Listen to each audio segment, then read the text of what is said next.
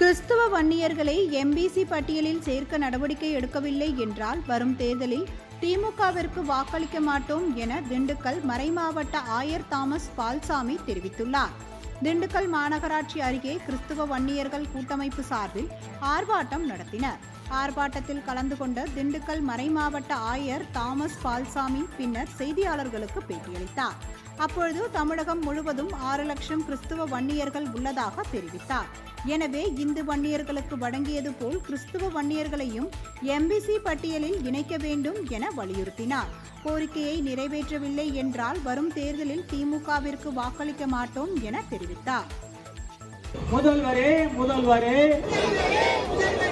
எங்கள் தமிழக முதல்வரே, நிறைவேற்றுங்கள் நிறைவேற்றுங்கள் நிறைவேற்றுங்கள் நிறைவேற்றுங்கள். இந்து வன்னியர்களுக்கு கொடுக்கப்பட்ட எம்பிசி சலுகை எங்களுக்கும் கொடுக்கப்பட வேண்டும்.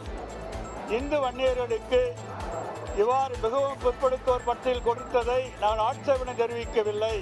அது சரியான காரியம்தான் என்பதை நாங்கள் ஏற்றுக்கொள்கிறோம்.